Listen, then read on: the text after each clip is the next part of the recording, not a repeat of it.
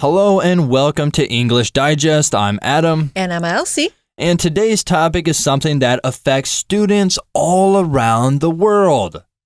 Cell phones in schools. Dun dun dun. That's right. Cell phones are a big part of our daily lives. We use them to stay connected, search for information, take photos, and even study. That's right. But when it comes to schools, not everyone agrees on whether students should be allowed to use them. Some people say that phones are a huge distraction in the classroom. Others believe they can be useful learning tools. What do you think?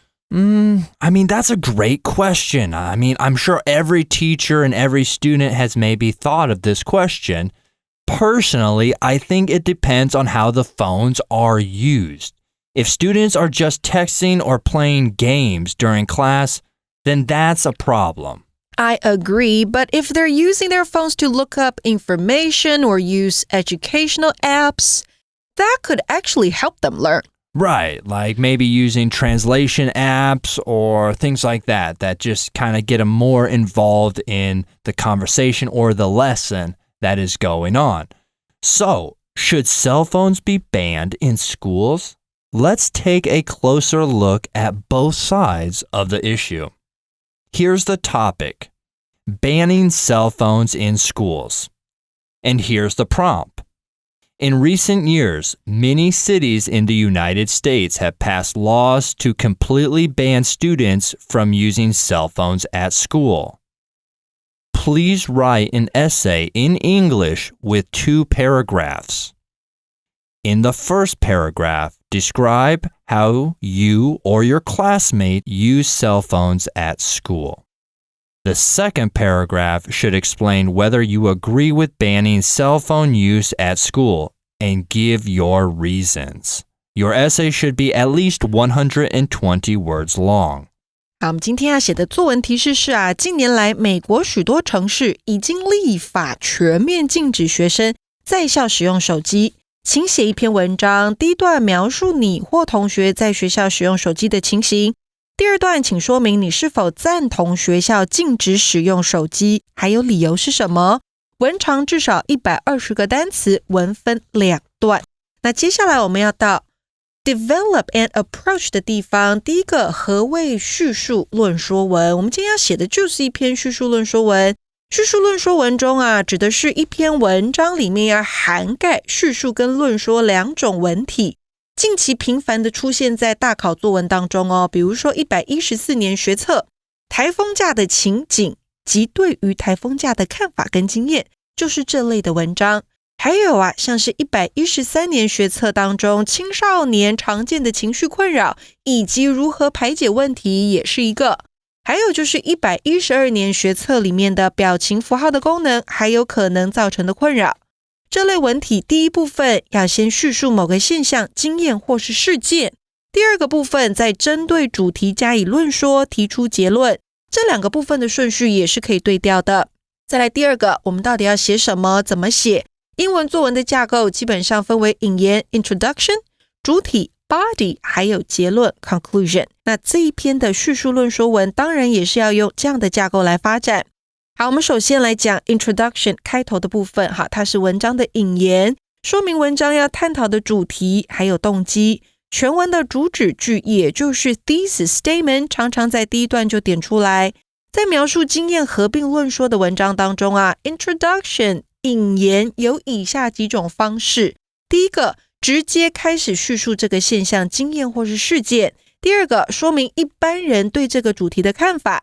以下呢，我们2篇的范文都是以自己相关的经验来开头。那另外到了 body 也就是文章的主体，主要分为2大部分。依照题目要求，第一部分先描述这个主题，也就是叙述的部分。比如说基本范文、基础范文当中，我们就在第一段描述学校里面同学们使用手机的情形。第二部分则要说明自己对这个主题的看法，也就是论说的部分，可以分析这个主题造成的影响或是它的利弊为何。那要注意你议论的方向必须要呼应第一段所描述的内容，以维持文章的一致性还有连贯性。那最后到了 conclusion 也就是文章的结论部分，你要说明自己的立场还有体会，在叙述论述文当中，我们可以用以下几种方法来做我们的结论。第一个，简单总结前面提到的重要性或好处。第二个，对主题提出反省或检讨或是改善的方法。例如我们的进阶范文当中呢，就以比起全面禁止手机，制定平衡的使用方针才是更为妥善的做法。好，他用这个句子来做全文的总结。Alright, so before we make an outline, let's take a minute to brainstorm here. Good idea. What are some of the useful or maybe even sneaky things students do with their phones at school? All right, well, let's take a look at the useful or productive things. So number 1, look up information online for homework, class discussion, or quick facts.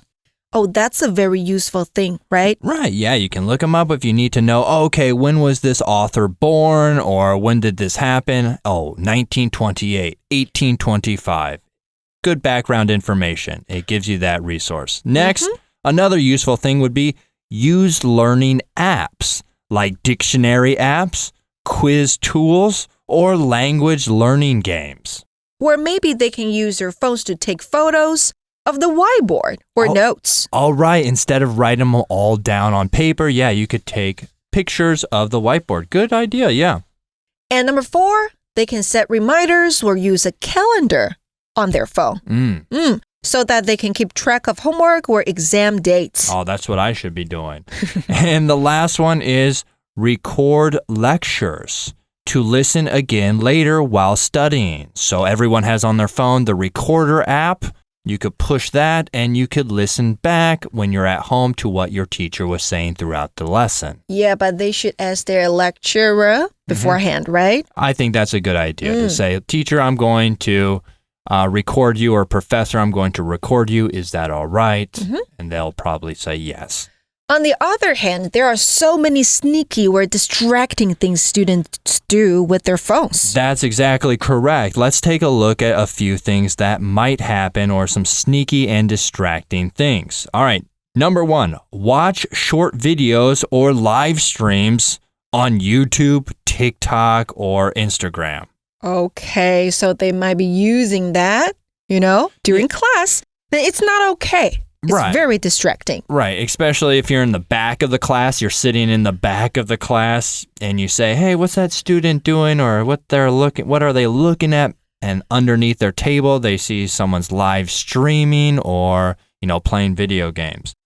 Number 2, a sneaky thing or a distracting thing would be take selfies or pictures, sometimes even in the middle of class. Oh my God, that's ridiculous. Yeah. And here's another one. Yeah. They might play games during class quietly under the desk or with the volume off. Right. And then as a teacher, if you're teaching, that's such a disrespectful thing to do while you're wasting somebody's time. You're wasting your time as a student playing video games, and you're wasting the teacher's wasting his or her time trying to give you the information that's important, and you are playing video games. Yeah, and sometimes teachers can see students use earphones to listen to music. Exactly. With long hair covering their ears, or, Oh, with the AirPods, that's correct, where they can put them in the ears and teachers won't be able to see it, so that you won't be able to hear. All right, the last one, a sneaky or distracting things with phones could be cheat on quizzes by looking up answers or texting friends. Okay, I think that's the most, that's the biggest issue. Right. Yeah, you could look up, if it's a history quiz, you have all the answers on your phone and just get 100 by looking at your phone, which is not fair to your other students and classmates. And now with ChatGPT, you can just take a photo of your test paper and upload it. Exactly. And ChatGPT will give you all the answers. So with more technology becomes more problems, especially with cell phones. All right, Elsie. I also want to talk to you about the consequences when students use phones at school. Like, what I mean by this is what actually happens when they're on their phones too much. Does it hurt their learning? Does it distract others? Of course it does. So what are the consequences of using phones at school? Well, I think the number 1 would be lack of focus. Students may miss important parts of the lessons if they're watching videos or texting, right? Okay, and when they are not paying attention in class, that can lead to poor understanding and lower test scores. That's exactly right. And then you're also, if one student is trying to pay attention, another way that would be a consequence is you're distracting to others. You're very distracting. If you're looking at your phone playing video games, you're being distracting. Bright screens or phone sounds can pull classmates' attentions away from the teacher. Oh, so your classmates might want to join you? Right, yeah. If someone's playing a video game next to me and I see, oh, it's kind of neat. What is that? My eyes are take a look. Exactly. And then you lose focus. You're distracted.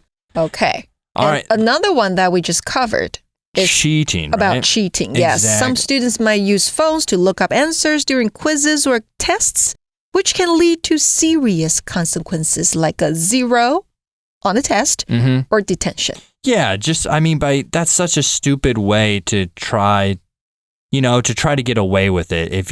If you study, maybe you're a little bit nervous, you might as well get a bad grade. The teacher might let you redo it instead of using your phone, and then you're guaranteed if the teacher catches you to get a 0. What's another one? We could say weaker social skills. So instead of talking to friends during breaks, students might stay on their phones and miss chances to connect with others. And that's a huge thing. Interpersonal communication is such a big developmental skill while you're in high school, college, and even in junior high and elementary school. Learning how to talk and deal with different people throughout your life makes you a better person to handle other serious situations that might occur in your life. It just makes you a better person at everything because you need to be able to work with others. You need to have those social skills. Very true. So now let's move on to make an outline. All right, let's make an outline. So it says, in my school, many classmates use their cell phones during breaks. Okay, that's topic sentence 1. Right. Topic sentence 1, like I said, in my school, many classmates use their cell phones during breaks. So let's break this down into supporting ideas. Think of it like building a paragraph. We start with the topic sentence, which that was, and then we add examples to support it. So we could say, A, some play mobile games or browse social media platforms. B, others text friends. C, students also use their phones in class. D, some sneak their phones under their desk to watch videos. E, they switch screens to pretend they're taking notes when a teacher approaches. Okay, so now we have A through E with the topic sentence. This outline gives us a clear picture of how students use their phones both during breaks and during class. When writing your paragraph, follow this structure to keep your ideas organized and easy to understand. Okay, 所以在第一段当中，我们要描述你或同学在学校使用手机的情形。结束之后啊，第二段，好，我们的提示说你要呢说明你是否赞同学校禁止使用手机跟理由。所以啊，接下来我们就会到第二段去，主题句第二个是 In my opinion, cell phones should be banned in school. 然后我们还有这些细节，对不对？ A, many students can't focus. 好，这个就是理由之一了，因为很多学生没有办法专心，所以应该要去禁止在学校使用手机。还有就是 B, they keep checking their phones. C, this affects their learning and disrupts the class. D, during break time, students spend more time staring at screens than talking to friends. E, without phones, students could improve their concentration. And the conclusion sentence is, I believe that keeping phones out of sight will help create a better learning environment for everyone. Now, this conclusion sentence, this wraps up the paragraph nicely. It gives your opinion and connects back to the main idea about how students use their phones. It also suggests a solution, keeping phones out of sight to help improve the classroom for everyone. Remember, a good conclusion should sum up your main point and leave the reader with a clear message. Okay, now everyone, we are going to take a quick break. We'll be right back.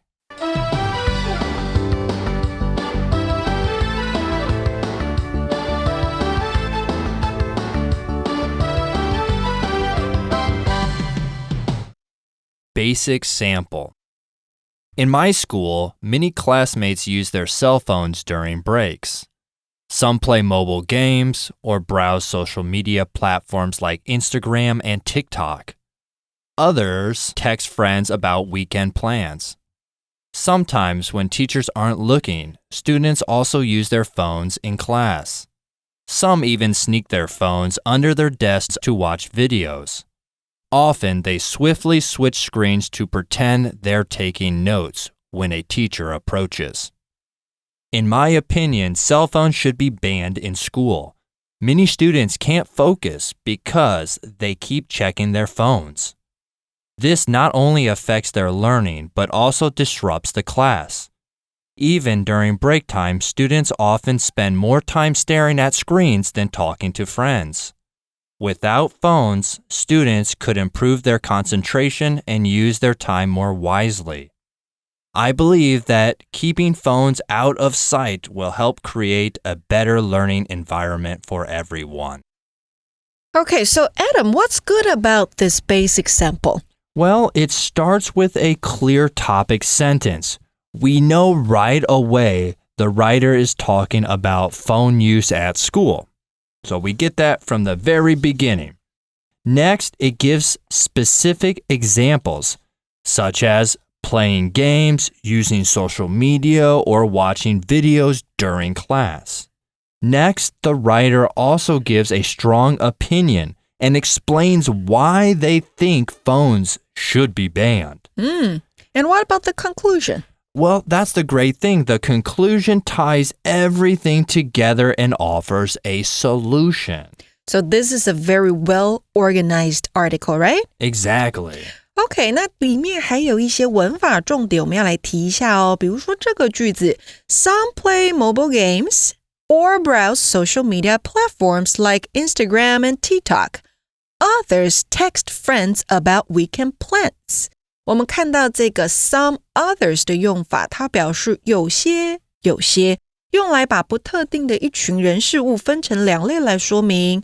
那如果要把不特定的一群人事物分成三类来说明的时候怎么办呢？我们可以用 some others， 然后是 still others 或是 others。好，这个 still 可以用它，也可以省略。那这样子就是表示有些，还有些，点。那马上给同学们例句咯，我们先来分两类的哈。Some travelers love exploring big cities, while others enjoy visiting quiet villages. 有些旅客喜欢探索大城市，而有些则享受造访宁静的乡村。好，这个是将这些旅客分为两类。那如果要把它分为三类的时候呢，再给同学们一个例句哦。Some students take notes by hand.Others type on their laptops, and still others rely on recording lectures. 有些学生用手写笔记，有些用笔电打字，还有一些则依赖录音来这个记录课程。所以这边把学生一分为三类，分别用 some, others 还有 still others 带出。那接下来呢，我们就要到 advanced sample 的部分。Advanced sample.At my school, it's almost impossible to avoid the sight of students glued to their screens. Cell phones seem to be both our best friends and worst distractions. Between classes, groups of classmates huddle together as they laugh over funny videos or scroll through TikTok. In the classroom, phones are not completely absent either. I've seen friends discreetly texting,hiding their phones beneath books and slipping them into jacket pockets just as the teacher passes by. I must admit, even I sometimes give into temptation, quickly Googling answers or checking notifications when the lesson feels slow. Once a friend and I used our phones to help solve a tricky math problem. But before we could explain the solution, the teacher confiscated both devices. While I understand the reasons for banning phones in school, I'm not in favor of a total ban. These days, smartphones are essential because they allow students to quickly contact family in case of emergencies or to receive important updates. Beyond communication, phones can enhance learning when used responsibly. Apps and online resources assist with research, and students can depend on translation tools and digital notes to support their studies. Rather than banning phones outright, schools should create balanced guidelines, allowing phone use during specific periods, like study sessions or breaks, could teach discipline. With proper boundaries, students can benefit from phones without misusing them. All right, so what's good about this advanced sample? Well, that's a good question. The opening line grabs your attention. It really gives you that visual aspect where it says, at my school, it's almost impossible to avoid the sight of students glued to their screens. So you can make yourself you can see yourself walking through a class and you see the students glued or looking, all of them, at their screens. So the opening line grabs your attention right away.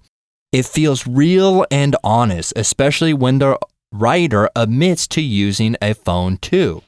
And this essay doesn't just say phones are bad or good. It shows both sides, the fun and distraction, but also the helpful uses. Exactly. And the writer shares a real experience, such as using a phone to solve math problem or a math problem, which makes the writing more interesting and easier for readers to relate to. It gives you that self-reflective saying, I've done this too, and it really makes you grab to what the reader or what the writer is actually saying. Next, it says the writer has a clear opinion and supports it well with reasons and suggestions, like having balanced rules instead of a full ban. So, all in all, I think the essay ends with a good message, Elsie, that with the right boundaries, phones can actually be very useful. OK, 那这边的 grammar tips 文法重点，我们来看一个用法就是这个句子 While I understand the reasons for banning phones in school, I'm not in favor of a total ban. 你要表示支持或是赞成的用法有 be in favor 或者是 support of somebody or something, 还有是 be on the side of somebody or something. 再来是这个approve of something. 好，这些都是表示这个意思。那如果呢，你要表示相反的不赞成或是反对，那除了呢用像是范文里面的用法之外，还有就是 be against somebody or something, 或者是 disapprove of something, 还有 object to, oppose, be opposed to, 或是 frown upon something. 好，这些都可以。所以正面的支持赞成，我们来造一个句子My boss approves of flexible working hours as long as we complete our tasks on time. 我的老板赞成弹性工作时间，只要我们准时完成工作就可以。那相反的不赞成或反对，我们来造一个句子 My parents frown on me or frown upon me playing video games for too long. 我父母反对我玩太久的电动游戏。那在进阶范文当中我们还看到很多重要的单字，我们来讲第一个 distraction， 它的意思是分散注意的事物啦，或是分心。我们可以说 major distraction， 那就是主要的分心事物。那如果是让你持续分心的事物，那就是 constant distraction。 Right. Cell phones can be a major distraction during class. Exactly. 手机在上课的时候可能是一个很大的分心来源。那再来还有 huddle 这个动词有聚在一起啦，或是挤成一团的意思。Huddle together 那就是聚在一起， huddle around 那就是围成一圈。An example we could say is the students huddle together to watch a funny video. 学生们挤在一起看搞笑影片。那接下来这个动词是 scroll 这个动作我们很常做，就是滚动荧幕滑动。Scroll through something 那就是滑过某内容。Keep scrolling 那就是一直滑动。Yeah, sometimes you do that at night. You keep scrolling on your phone while we're sitting on the couch. Yeah, I sometimes do that too much though. Example sentence we could say is, she kept scrolling through Instagram during lunch. 她午餐时间一直滑 Instagram。然后再来这个副词是 discreetly， 它代表的是小心地或是不引人注意地。好，比如说呢，你小心地去看 ，you look discreetly。那如果你是悄悄的、偷偷的查看 ，you discreetly check something.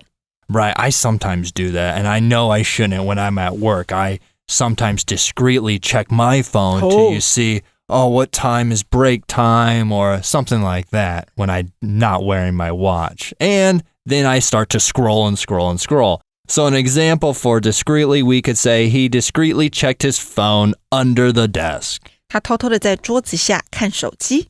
再来一个名词是 notification， 指的是通知。好，所以可以收到通知，那就是 receive a notification。如果是推播的话，好，推播一个通知可以是 push， 用 push 这个动词 push notification。 Right, yeah. When you're using your apps and your phone, you could say, I received a notification about the class schedule today.